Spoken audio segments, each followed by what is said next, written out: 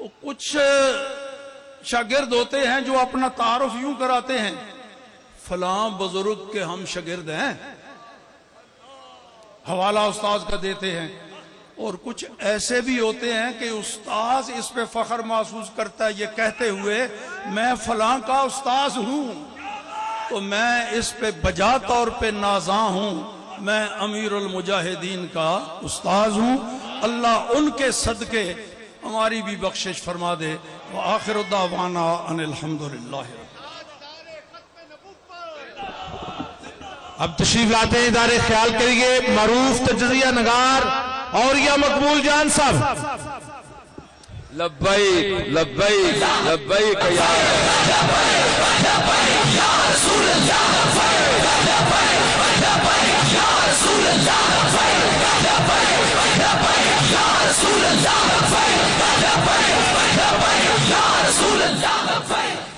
الحمدللہ الحمدللہ وکفا والسلام علی عبادہ الذین اصطفیٰ. اما بعد فاعوذ باللہ من الشیطان الرجیم. بسم اللہ الرحمن الرحیم. علماء کرام، مجھے اپنی کمائیگی کا، اپنی کم علمی کا احساس ہے. میں اس ساری محفل میں اعتراف کرتا ہوں کہ آپ لوگوں سے سب سے کم علم ہوں، لیکن آج اس محفل میں کھڑے ہو کے مجھے ایک عجیب و غریب قسم کی سعادت نصیب ہوئی ہے جو شاید میں آپ کے سامنے پیش کرنا چاہتا ہوں. رسول اکرم صلی اللہ علیہ وآلہ وسلم کے سامنے صحابہ تشریف فرما تھے. آپ نے پوچھا دیکھو جنگیں شروع ہو جائیں گی. کہا یمن میں جنگ ہوگی، عراق میں جنگ ہوگی، شام میں جنگ ہوگی. صحابہ نے پوچھا یا رسول اللہ ہم کدھر جائیں؟ فرمایا علیکم بالشام، شام کی طرف جانا. دوبارہ کہا علیکم بالشام، شام کی طرف جانا. تیسری دفعہ کہا علیکم بالشام، شام کی طرف جانا. میں اس سعادت کے کیا قربان جاؤں کہ شام خود یہاں آ گیا. شام نے خود بیعت کر دی. علیکم بالشام.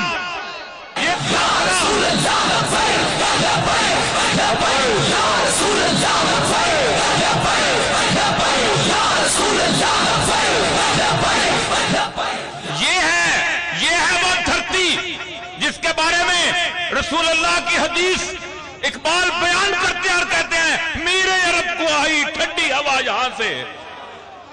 میرے نبی پاک سید الانبیاء صلی اللہ علیہ وسلم کو اس خطے سے ٹھنڈی ہوا آتی تھی، اس خطے میں شام چل کے آ گیا. علیکم بالشام.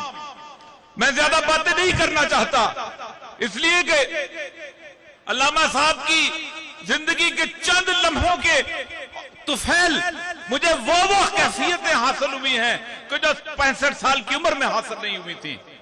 ایک بات یاد رکھیے، ہم سب کا اجتماع، ہم سب کا یہاں ہونا ایک اور شخص کی جوتیوں کی صدقے ہے. وہ علامہ، وہ علامہ نہیں ہے، وہ غازی ممتاز قادری ہے.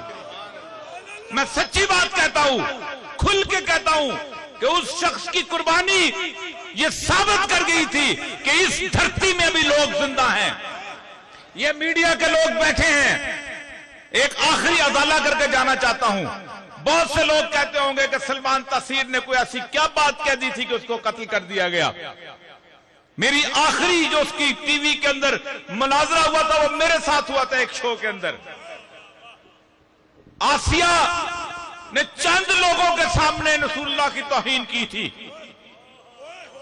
ایک شخص، میں مثال دیتا ہوں، کوئی بندہ آ کے کہے آپ سے کہ آپ کے باپ کو کسی عورت نے 6-7 لوگوں کے سامنے برا بلا کہا ہے، اور ایک اور شخص ٹی وی کے یہ کیمرے لے کے اس عورت کے پاس پہنچ جائے اور آپ کہیں گے کہ یہ کون ہے اور وہ بیٹا ہو، تو پھر آپ کیا کہیں گے اس بیٹے کے نام پہ؟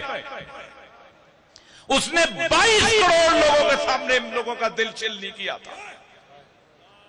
کوئی شک نہیں ہے مجھے اس کے گستاخ ہونے پہ، کوئی شک نہیں ہے. گستاخ رسول کی ایک سزا، گستاخ رسول کی ایک سزا.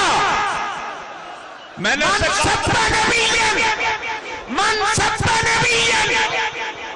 میں نے اس کے سامنے اس ٹی وی میں کہا تھا، میں نے کہا دیکھو اس نے ایک گاؤں میں گستاخی کی تھی. تم نے 22 کروڑ لوگوں کے سامنے میرا دل چھلنی کیا ہے. اور ایک شخص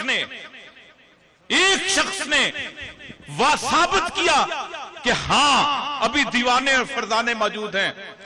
اقبال جب اس دنیا سے رخصت ہو رہے تھے تو انہوں نے ایک شعر کہا تھا, بڑا عجیب و غریب شعر ہے.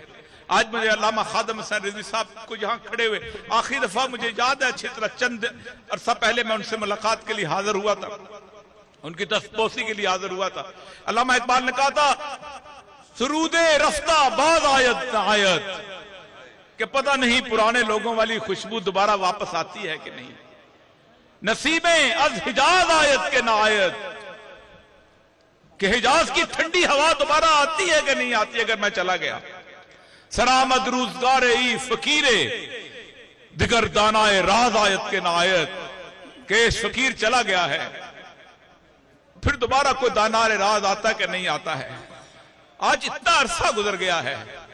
سچی بات یہ ہے کہ اس قوم کو جو تحفہ علامہ خادم حسین رضوی کی صورت ملا تھا, ذکر کرتے ہوئے تکلیف ہوتی ہے کہ آج ہماری آنکھوں سے اوجھل ہے.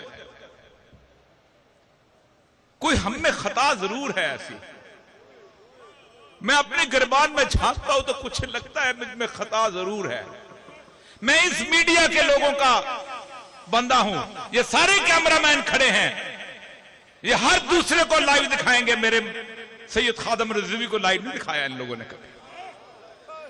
جس دن پہلی دن میں نے ممتاز قادری کا جنازہ دکھانے کی کوشش کی, صبح سے لے کر شام تک ان لوگوں پر کوئی پابندی نہیں تھی, انہوں نے خود بند کیا ہوا تھا. ہم میں کچھ غلطیاں ہیں, ورنہ اللہ اپنے تحفے لے کے چھینا نہیں کرتا. دعا کریں اللہ تبارک و تعالی یاد رکھے ایک سنت جو علامہ خادم حسین رضوی صاحب نے زندہ کی تھی اسی کو زندہ رکھیے گا.